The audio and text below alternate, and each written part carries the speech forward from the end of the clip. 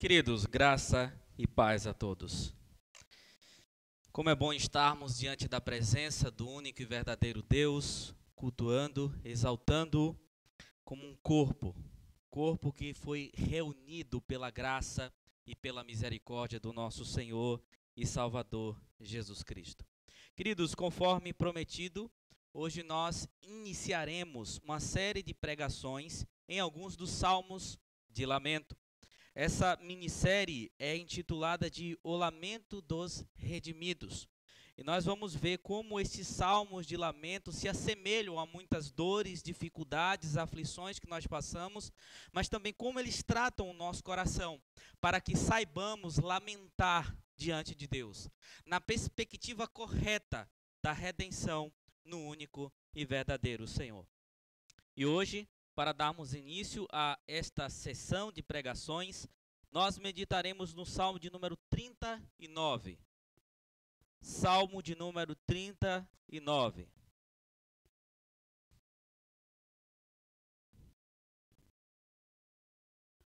Acompanhem atentamente a leitura na palavra do nosso Deus. Disse comigo mesmo: guardarei os meus caminhos, para não pecar com a língua. Porém mordaça a minha boca, enquanto estiver na minha presença o ímpio. Emudeci em silêncio, calei acerca do bem e a minha dor se agravou. Esbraseou-se-me no peito o coração, enquanto eu meditava, ateou-se o fogo.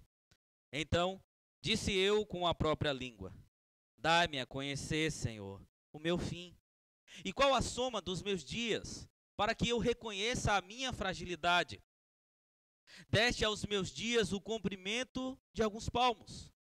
A tua presença, o prazo da minha vida é nada. Na verdade, todo homem, por mais firme que esteja, é pura vaidade. Com efeito, passa o homem como uma sombra, em vão se inquieta, amontoa tesouros e não sabe quem os levará. E eu, Senhor, que espero? Tu és a minha esperança. Livra-me de todas as minhas iniquidades. Não me faças o opróbrio do insensato. Emudeço, não abro os lábios, porque tu fizeste isso. Tira de sobre mim o teu flagelo. Pelo golpe de tua mão estou consumido. Quando castigas o homem com repreensões, por causa da iniquidade, destrói neles, como traça, o que tem de precioso. Com efeito, todo homem é pura vaidade. Ouve, Senhor, a minha oração. Escuta-me quando grito por socorro. Não te emudeças à vista de minhas lágrimas, porque sou forasteiro à tua presença. Peregrino como todos os meus pais foram. Desvia de mim o olhar, para que eu tome alento, antes que eu passe e deixe de existir. Vamos orar mais uma vez ao Senhor. Ó Deus poderoso, Senhor magnífico, rogamos a Ti, Senhor, que neste momento, pela Tua misericórdia que paira sobre nós, que possamos compreender a Tua palavra. Que o que nós aprenderemos nesta noite possa de fato adentrar o nosso coração e nos ensinar, Deus, a nos portarmos corretamente diante do Senhor nos nossos momentos de dificuldade. Ó Senhor, pelo Teu Santo Espírito, aplica a palavra ao nosso coração e traga, Senhor, mudança. Cresça em nós a perspectiva de vivermos a cada dia mais de acordo com a Tua vontade, para a glória do nome do Senhor. Os méritos são e sempre serão unicamente Deus. Ajuda-nos, ó Deus, pois somos o Teu povo, o povo da aliança. Tem misericórdia de nós. Visita-nos com a Tua graça neste momento. Em nome de Cristo, nosso Salvador. Amém. Queridos, nem sempre experimentamos a vida como algo bem ordenado ou bem orientado. Em certos momentos, desorientação descreve melhor a vida para nós. Estes são momentos em que talvez você se sinta tremendamente perplexo, ou absolutamente abandonado, ou ainda paralisado por algum tipo de medo, sobrecarregado por ira ou perdido em desespero. Estes são momentos nos quais eu e você clamamos e lamentamos então, diante das nossas dificuldades, ao único e verdadeiro Deus. E é por causa disso que é fácil nós nos identificarmos com os salmos de lamento. Porque o que lemos são coisas bem parecidas com o que nós passamos também.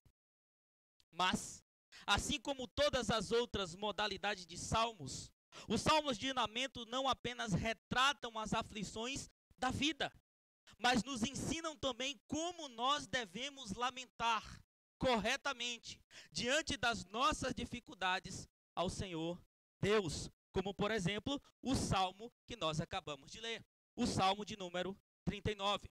O salmo 39 faz parte do primeiro livro dos Salmos. Este é um salmo de Davi enviado para Jedutum, conforme está aí no título na sua Bíblia. Jedutum era um músico da corte que Davi designou para supervisionar e conduzir a adoração no tabernáculo, conforme é possível ver no primeiro livro das Crônicas, no capítulo 16. Provavelmente Davi mandou essas palavras, este salmo para Jedutum, para que ele musicalizasse o salmo como um ministro de louvor. Esse salmo 39 também apresenta um lamento, à luz do conhecimento sobre a brevidade da vida. Esse é o tema principal do salmo. Porém, ele também nos ensina, com uma bela didática, como lamentar corretamente diante do Senhor, a quem os nossos lamentos estão sempre sendo dirigidos. Sendo assim, irmãos, nós vamos meditar então no seguinte tema: lamentando corretamente diante do Senhor. Lamentando corretamente diante do Senhor. E nós vamos ver aqui, segundo nos ensina o texto, em primeiro lugar, que nós devemos adequar o nosso lamento à sabedoria do Senhor. Devemos adequar o nosso lamento à sabedoria do Senhor. O salmo começa nos mostrando que Davi entra em uma profunda reflexão. Ele diz que guardará os seus caminhos para não pecar com a língua. E chega ao ponto de dizer que porá uma mordaça em sua boca. E qual o motivo de tal preocupação? Porque Davi reflete dessa forma. E o motivo nos traz é que ele ainda estava na presença de homens perversos, de ímpios. É como se ele quisesse que suas palavras de angústia não fossem motivo para que esses ímpios interpretassem as suas palavras, as suas queixas, as suas aflições contra Deus. Ou seja, não queria pecar com as suas palavras revoltadas. No verso 2, Davi então diz que foi posto em silêncio. Aqui de fato é um passivo. Ele não se colocou em silêncio, ele foi posto em silêncio. E no verso de número 9 nós veremos quem o fez ficar assim. Mas ele também diz que por causa disso ele se afundou ainda mais no seu silêncio. Porém, sem sucesso algum. Chegando ao ponto de dizer que ele não estava mais se aguentando sobre a angústia do seu coração. A angústia o perturbou. Todo o seu ser estava abraçado. E quanto mais ele se angustiava, essa dor aumentava. É como um vulcão que entrou em erupção. Então ele não aguenta mais e ele abre a boca. Ele começa a falar. Ele começa a lamentar verbalmente. Mas ele não faz isso aos homens. Ele não desabafa com os homens. Mas ele se dirige unicamente a Deus. E aqui, meus queridos, nós já temos uma aplicação clara para nós. O que dizemos, o que falamos, o que colocamos para fora é de vital importância. E devemos perceber que é possível que venhamos a pecar com a nossa boca, bem como com outras partes do nosso corpo. E é verdade também que nos momentos de angústia, muitas vezes nós buscamos, em primeiro lugar, falar com as pessoas, lamentar com as pessoas, ou até mesmo com ímpios. Pessoas que estão extremamente na contramão do que nós vivemos enquanto cristãos. Muitas vezes nós não nos aguentamos a tal ponto que abrimos a nossa boca para qualquer pessoa. Mas Davi nos ensina a ir diretamente a Deus, a falar com Deus, a lamentar diante de Deus com as suas dificuldades. Vejam, é melhor ficar em silêncio do que dizer coisas que podem ser usadas contra Deus por pessoas más.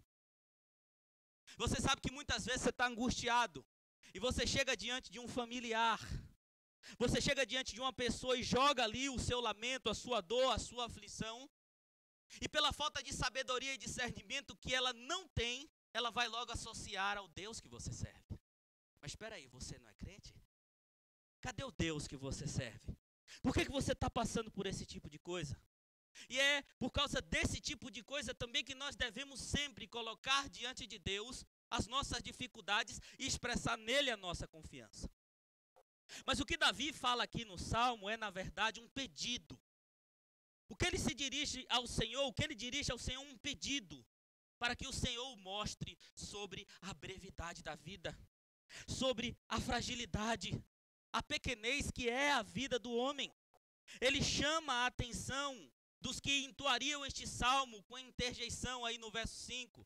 Talvez não esteja claro para você na tua Bíblia em português, mas aí tem uma partícula onde ele chama a atenção da sua audiência. Vejam que os meus dias são como as palmas das mãos e o prazo da minha vida é nada. E meus irmãos, a brevidade da vida é um pensamento que incomoda a todos, ou pelo menos deveria.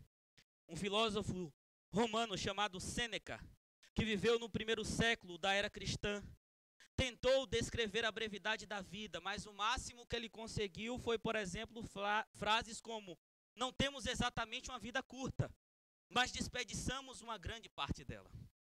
Ou, a vida, bem empregada, é suficiente longa. É verdade que sempre, não apenas filósofos, mas a maioria das pessoas estão pensando sobre a brevidade da vida. Isso é algo comum. Mas Davi reflete sobre isso à luz da verdadeira sabedoria que pode vir de Deus. E ele conclui dizendo que a vida do homem é vaidade. A vida do homem é como um nada. A vida do homem é como um sopro. E é por causa disso que não vale a pena se inquietar ou viver para amontoar tesouros, como fica claro, por exemplo, na parábola do homem rico contado por Jesus Cristo, lá em Lucas capítulo 12. Fala-se de um homem que enriqueceu e o único objetivo da sua vida, na verdade, era criar celeiros maiores, era simplesmente usufruir do que ele tinha. E Jesus disse: louco, ainda hoje pedirão a sua alma. Isso também nos faz lembrar, meus irmãos, das palavras de Moisés no Salmo 90. Nos versos 3 e 4, Moisés disse: tu reduzes o homem ao pó e dizes: tornai filho dos homens, pois 1000 anos aos teus olhos são como o dia de ontem que se foi e como a vigília da noite. Davi se inspirou em Moisés? Não sabemos. Mas o que fica claro é que os homens de Deus tinham essa consciência. A vida é breve. Essa é uma sabedoria vinda do Senhor. E a brevidade da vida os faziam refletir e viver para a glória de Deus. Meus irmãos, nós também precisamos adequar as nossas emoções. Lamentar não é pecado, mas quando esse lamento é desprovido de verdade, passa a ser pecaminoso. É nesta relação que o conhecimento da natureza transitória e futilidade de cada vida humana e de todo o esforço humano à vista de Deus é primeiro trazido à luz. Somente pela sabedoria que vem de Deus nós podemos entender essa brevidade. E é por isso que o salmista clama. É somente nessa perspectiva que o homem pode ver pela ótica de Deus, porque a ótica de Deus era um critério confiável. A ótica que vem de Deus é um critério que nos faz enxergar de fato essa existência. O homem precisa continuamente desse critério como uma bússola, se não quiser cair como vítima dos seus próprios critérios e tendências gerais que superestimam a própria existência. Por exemplo, muitos, devido aos acontecimentos mais recentes do nosso tempo, catástrofes, guerras, doenças, pandemia e outro tipo de coisa, estão utilizando a seguinte narrativa: vamos aproveitar a vida, porque a gente não sabe quanto tempo nós temos. Porém, ao pensar dessa forma, a maioria dos homens apelam para os próprios critérios sobre o que é aproveitar a vida, sobre o que é superestimar a própria existência. Então vamos aproveitar a vida da seguinte maneira: vamos curtir. Vamos aproveitar a vida gastando os nossos bens. Vamos aproveitar a nossa vida dando vazão à nossa carne, fazendo o que a gente quiser, com coisas superficiais, com coisas pequenas, porque a gente não sabe quanto tempo nos resta. Certa vez eu trabalhei com uma moça, uma senhora, onde ela disse que a família dela era bem animada. Por quê? Porque eles tinham essa consciência que a vida é breve, então o máximo que eles pudessem encher a cara, o máximo que eles pudessem fazer festa, o mais que eles pudessem fazer tudo que estava relacionado a esse tipo de coisa, eles fariam. Inclusive no velório de cada parente também fariam uma bebedeira braba, festa, dança e esse tipo de coisa, porque a vida para eles acabava naquele momento. E a sabedoria humana leva o homem para esse tipo de coisa aqui. Mas o texto nos mostra, meus irmãos, que a maneira certa é entender a brevidade da vida para reconhecer diante de Deus a nossa fragilidade e dependência dele. Davi estava passando por um problema, mas antes de descarregar as suas aflições para os ímpios, para os tolos, ou simplesmente questionar a Deus, ele pede essa sabedoria para que ele pudesse então compreender tudo o que estava sendo dito. Mas o Salmo segue. E ele vai nos mostrar que devemos lamentar, meus irmãos, de maneira correta diante de Deus, adequando também o nosso lamento à esperança no Senhor. No final do verso 5, temos aqui, talvez você também não consiga ver na tua Bíblia em português, principalmente aqueles que têm a versão revista atualizada, temos aqui um sinal de pausa na cantilação do salmo. Este sinal é conhecido como Selá. É uma das funções dessa pausa, e uma das funções dessa pausa natural do texto é para que os ouvintes refletissem naquilo que foi dito antes. E o que é que foi dito aqui no final do verso de número 5? Na verdade, todo homem, por mais firme que esteja, é pura vaidade. Essa foi a conclusão que ele chegou. Sendo assim, depois dessa reflexão, o verso 6 começa com uma espécie de veredito, de resposta sobre o que foi refletido. O que ele diz no verso 6? Com efeito, passa o homem como uma sombra, em vão se inquieta, amontoa tesouros e não sabe quem os levará. Queridos, tudo depende do lugar onde a nossa esperança e confiança são fixadas. O salmista se convence que, apesar da brevidade da vida, ele deve ancorar a sua esperança no porto seguro que é o Senhor. E é por isso que no verso de número 7, ele se dirige novamente a Deus com uma pergunta retórica, seguida de uma afirmação contundente. Ele disse: e eu, Senhor, o que espero? Ou, conforme está melhor afixado no texto hebraico, o que esperei? Ele está se refletindo a um momento onde ele colocou a sua perspectiva nas coisas dessa vida, mas ele depois vem com uma resposta contundente: tu és a minha esperança. O Senhor é quem é a minha esperança. E essa foi a conclusão que Davi alcançou depois das suas reflexões. Não tinha outro lugar, não há outro lugar onde o homem possa ter esperança na brevidade da sua vida, a não ser no Senhor. E essa também é a única conclusão para os nossos questionamentos e queixas. Nas nossas lutas, nas nossas aflições, nas consequências das nossas falhas, conforme nós veremos melhor aqui no texto, aonde deve estar a nossa esperança? Na igreja, no pastor, nos amigos, nas coisas que somente pertencem a esse mundo? Não, é em Deus, é no Senhor da aliança. Aí nós devemos depositar a nossa esperança. Mas eu quero também chamar a sua atenção para algo interessante aqui no texto. No início do Salmo, Davi se dirige a Deus como Yahvé. E eu já expliquei para os irmãos essa questão dos nomes aos quais os judeus se referiam a Deus, sempre trazendo características marcantes do nosso Deus. Yahvé é, por exemplo, o nome que é usado para se referir a Deus como Deus da aliança. Mas no verso 7, o salmista chama Deus de Adonai. O que isso significa? Ele se refere a Deus de maneira mais pessoal. Ele está dizendo assim, Senhor meu Deus. Só que Adonai tem um significado maior.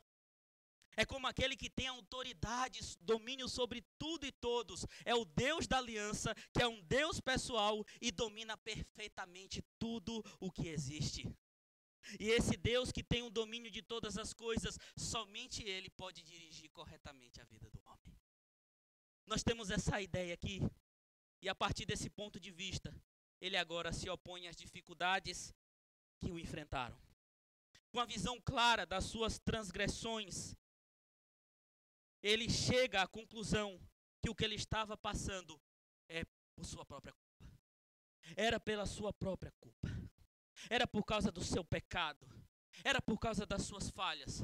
Toda a sua angústia, toda a sua aflição era por causa das próprias falhas que havia cometido contra o Senhor. Não é possível nós especificarmos este pecado. Se nós olharmos a ideia que vem desde o Salmo 32 ao Salmo 39, podemos entender que é possível que Davi ainda esteja se referindo aos reflexos do pecado que ele cometeu, que o Salmo de número 32 deixa claro o seu contexto. É possível, mas nós não temos uma certeza disso, ou talvez um outro problema, um outro pecado que foi gerado através disso. Mas ele reconhece aqui, meus irmãos, que ele estava sofrendo pelos seus pecados. E ele começa a clamar novamente, me liberte das minhas transgressões, verso 8. Também deseja que isso aconteça para que não se tornasse opróbrio, motivo de vergonha entre os ímpios. E aqui nós temos outra aplicação clara para nós. É interessante ver que o salmista clama ao Senhor para ser liberto do seu pecado. É uma ação que vem unicamente de Deus na mente dele. E é por isso que é estranho, meus irmãos, nós vemos pessoas aí pregando que elas podem, pelos seus esforços pessoais, se libertarem dos próprios pecados. Ou como pecador decidir abandoná-los por conta própria. E isso servir de ingresso para que eles entrem na presença de Deus e digam, oi, estou aqui, eu sou seu filho. É estranho esse tipo de pregação, porque em momento nenhum nas Escrituras nós temos esta verdade. Mas a verdade que existe aqui é que Deus pode tirar o pecado da vida do homem. O Senhor é quem arranca as falhas do homem. Não depende do próprio homem, mas sim do Senhor. Davi também diz que Deus tapou a boca dele. Ele está dizendo que Deus o disciplinou. E no verso 10 ele diz que precisa de livramento, pois o fato de a mão do Senhor estar pesando sobre ele o levou a definhar. Ou conforme sugere o termo hebraico, a apodrecer. Ele estava apodrecendo. Esse termo é utilizado em Jó e em outros salmos de lamento. Mas apesar desse lamento aterrorizante aqui, o que nós vemos é um homem que continua pondo toda a sua esperança na misericórdia e no agir de Deus para livrá-lo daquele estado de sequidão da alma. É como um homem que tinha uma plantação diversa de árvores. Certa vez ele plantou um pé de caqui, mas apesar de todos os seus cuidados, aquela árvore definhou. Então ele decidiu arrancá-la. Vou arrancar esta árvore porque definhou, não dá mais frutos. Pegou o seu machado, pegou a sua pá e foi até a árvore. Mas quando ele foi arrancá-la, ele teve uma feliz surpresa. Ele havia largado, a árvore havia largado uma única e pequeníssima folha verde. Ali se viu um fio de esperança. É como se ela estivesse dizendo, não me arranque, eu posso frutificar novamente. Então, aquele homem, aquele plantador se compadeceu e ao invés de arrancá-la, redobrou os seus cuidados sobre ela e reverteu o seu estado, a qual veio a dar bons frutos. E neste texto, Davi larga uma pequena folha de esperança e mostra que acreditava que o Senhor poderia reverter o seu estado. esperança dele estava nisso aqui. Mas o texto, seguido de coisas maravilhosas para nós, ainda tem algo a nos ensinar antes de terminarmos essa segunda parte. Quando chegamos ao verso 11, vemos uma bela lição que foi adquirida no sofrimento. No Antigo Testamento, a ideia de sabedoria estava atrelada também a vivenciar situações e tirar lições delas à luz da lei do Senhor. E a lição aprendida aqui foi que Deus leva os seus servos para o vale da aflição, com o intuito de destruir os ídolos do coração, aquilo que é fruto da vaidade humana. Coisas consideradas preciosas neste mundo são como peças de roupa que Deus vem como uma traça, acaba, arranca, desfaz, destrói. E veja, meus irmãos, uma humanidade tão frágil, fraca, temporária e ignorante, geralmente concentra a sua atenção nas coisas erradas. Infelizmente, mesmo os servos e filhos do Senhor, do Deus Todo-Poderoso, ainda assim têm a tendência de criar ídolos nos seus corações. Ainda assim tem a tendência de apegar as coisas fúteis que surgem pelo desespero corrupto do nosso coração. E ele diz que Deus arranca, desfaz no momento da aflição. Sabe por quê? Porque Deus é quem bem sabe que tudo aqui é pura vaidade. Onde está a tua esperança? Onde está a tua esperança quando você lamenta por causa das tuas adversidades? Por causa das consequências do pecado que você mesmo cometeu? Onde, por exemplo, está a esperança quando se lamenta por causa de um casamento destruído? Em Deus. Eu espero em Deus. Deus tenha misericórdia. Mas espera aí, será que de fato está no Senhor? Porque a primeira coisa que muitos, infelizmente, cristãos estão fazendo é: vamos procurar uma terapia. A terapia pode nos ajudar a refazer os cacos, a recolar os cacos de um casamento quebrado. Vamos usar métodos para apimentar a relação. Vamos investir no lazer. Vamos investir nos presentes. Vamos atrás de um especialista para fazer uma varredura no nosso passado e ver como as famílias de ambas as partes influenciaram para isso. Mas no fim do dia, o problema estará lá na casa, lá no casamento, porque foi a iniquidade dos corações envolvidos que geraram esta situação, conforme Tiago, no capítulo 4, do verso 1 a 3, nos ensina. Portanto, queridos, nós devemos pegar situações como essas e parar simplesmente de questionar ao Senhor.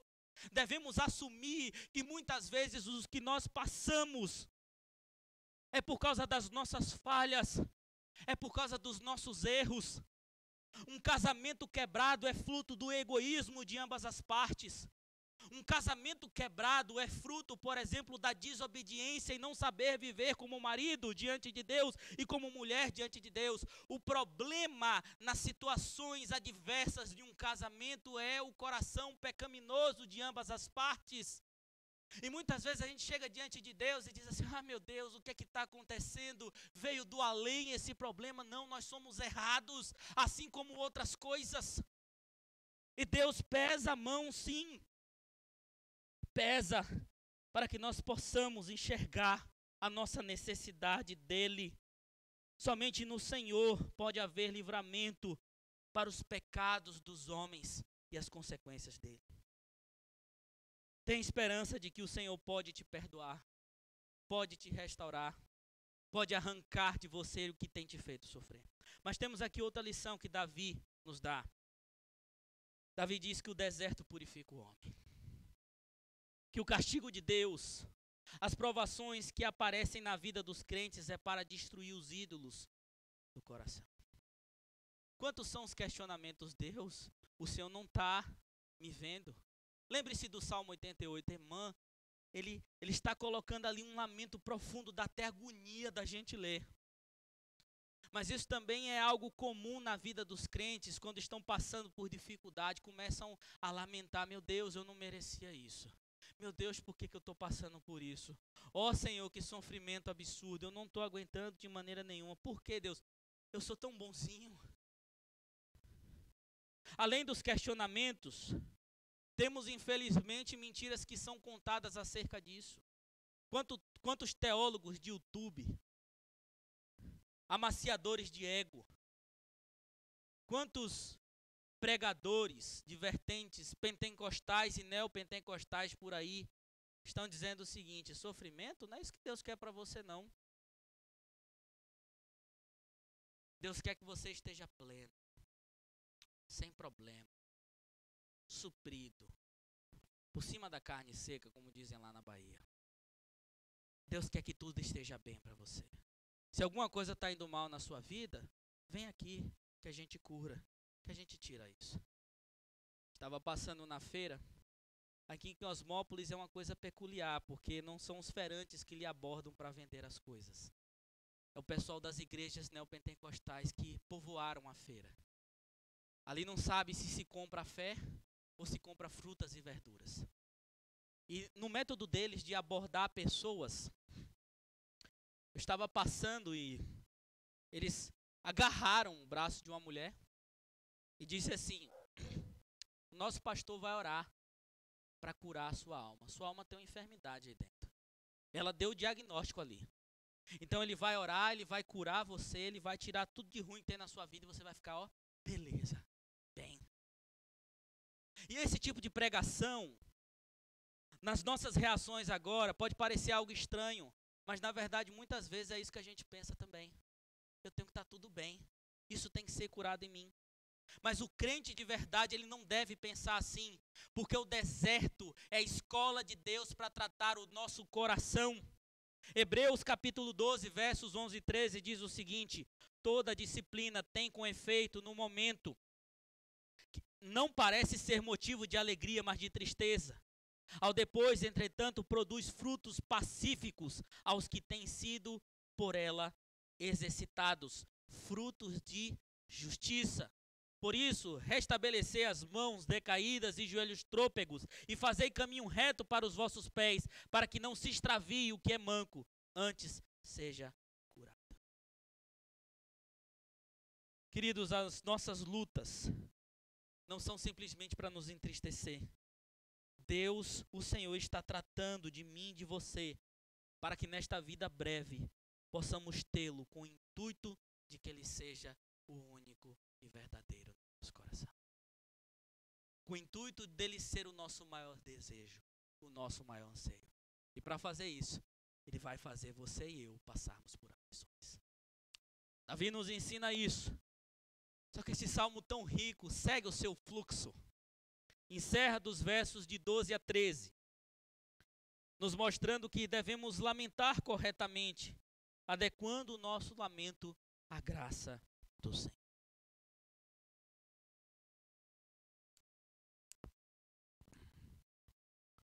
Assim como no fim do verso 5, o verso de número 11 também termina com selar. Uma pausa para refletir sobre o que foi dito. O que foi dito no final do verso 11? Com efeito, todo homem é pura vaidade. Logo após essa reflexão, o salmo passa a se encaminhar para o seu momento final. E como observou o Dr. Mark Futato, uma das características principais dos salmos de lamento são os pedidos bem específicos a Deus, que correspondem à natureza do problema enfrentado. Davi analisa a situação e ele diz: agora eu vou pedir algo de maneira específica ao Senhor. Eu vou no centro da coisa. E ele diz: Senhor, ouve a minha oração. Escuta o meu grito de socorro. Não te mudeças à vista das minhas lágrimas, porque sou forasteiro à tua presença, peregrino como todos os meus pais foram. Quando ele diz que é forasteiro, peregrino como seus pais foram, devemos entender que em Israel havia cultura de receber bem os peregrinos. Todos os peregrinos que chegavam a uma vila, uma cidade, a um lugar, deveriam ser bem tratados, conforme a lei do Senhor ensinava. Eles deveriam ser bem-vindos, mas não poderiam possuir nenhuma terra. E este desenraizamento de Davi nos leva agora a enxergar que ele também entende a sua condição como peregrino. E o que isso quer dizer? Embora fosse pecador e sofresse as adversidades, não tinha dúvida que pertencia à comunidade pactual. Ele não tinha dúvida que não era um cidadão deste mundo, era um forasteiro nessa terra, à frente do Senhor como seus pais foram. Mas também no Antigo Testamento essa ideia de peregrino servia tanto para os israelitas que estavam fora de Israel e vinham por ocasião das 3 festas a Jerusalém, também era uma menção àqueles que eram cidadãos do céu. Ele clama aqui como um cidadão do céu. O salmista é um estrangeiro no mundo de Deus. Essa mesma ideia está lá em Hebreus 11 e nas palavras de Pedro, na sua primeira epístola. Mas ele sabe que o seu lar de verdade é no céu. E eu chamo a sua atenção para observar que tem um elemento subentendido aqui no texto que é fundamental para entendê-lo. O que é? Graça. Não, pastor, aqui não está falando de graça especificamente, mas o que temos aqui é graça, meus irmãos. Por quê? Primeiro ele clama a Deus, que por ele possa tirar de cima a sua mão, para que o próprio Deus pudesse se compadecer das suas lágrimas, e ele não tinha méritos para isso. Ele sabia que ele era forasteiro, não também pelos próprios méritos, mas pela graça do Senhor. Um peregrino só era recebido de maneira excelente por graça. Não tinha nada para dar em troca. Era simplesmente por mera misericórdia e bondade. E é isso que o Senhor faz com Davi. E com essa consciência, ele ora para que o Senhor remova o seu julgamento. Desvia de mim o olhar, para que eu tome alento, antes que eu passe e deixe de existir.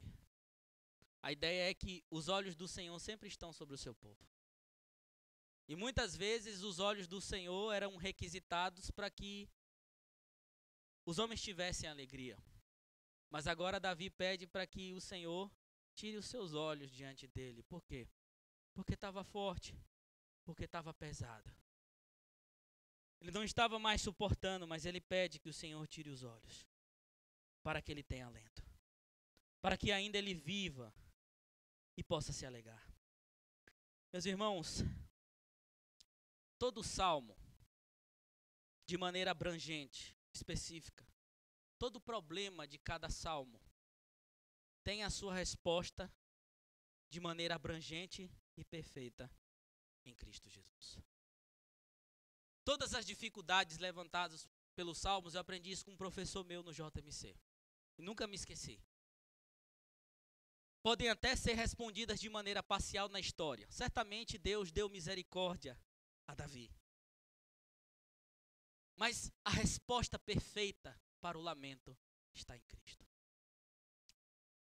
E quando nós olhamos para a obra de Cristo Jesus, quando nós olhamos para a essência do agir de Cristo, nós entendemos que todos os pecados que cometemos, nós entendemos que todas as dores, que todas as aflições, que todas as incertezas mediante a brevidade da vida são respondidas pela graça do Senhor Jesus. Os olhos de Deus estavam sobre nós, como pecadores e inimigos dele. Mas em Cristo hoje o Senhor nos enxerga como os seus filhos. Deus nos enxerga como os seus filhos. Ele usa Cristo como uma ótica para nos enxergar. Não estamos mais sendo vistos como pessoas que mereciam a punição e o inferno eterno, não. O Senhor tirou de nós o peso da condenação, desviou o olhar da condenação para nós e nos lançou num mar de imensa alegria. Todas as nossas dores e aflições devem nos lembrar que o nosso Senhor Jesus Cristo sofreu. Mas Ele não sofreu neste mundo. Ele não foi espancado, escorraçado, xingado, pregado numa cruz porque Ele merecia, não. Mas foi por minha causa e por tua causa. Por isso, quando nós estamos aflitos, devemos nos lembrar que pior passou o nosso Senhor Jesus Cristo. Todas as incertezas da brevidade dessa vida devem ser depositadas no Senhor. Porque ainda que não conheçamos o amanhã, Ainda que não saibamos o que vai acontecer daqui a 10 minutos, a nossa vida está nas mãos do único e verdadeiro e perfeito Deus, Jesus Cristo, nosso Salvador. E podemos descansar. Ele é o nosso pastor, Ele é o nosso guia. Tudo é respondido em Cristo Jesus somente pela graça. Davi clama por graça. Ele adequa o seu lamento à graça do Senhor. E nós devemos entender que quando lamentamos diante de Deus, a graça deve nos conduzir. A mentalidade da graça do Senhor Deus em Cristo Jesus deve nos conduzir. E já aproveitamos para passar a este momento tão importante, que é a ceia do Senhor.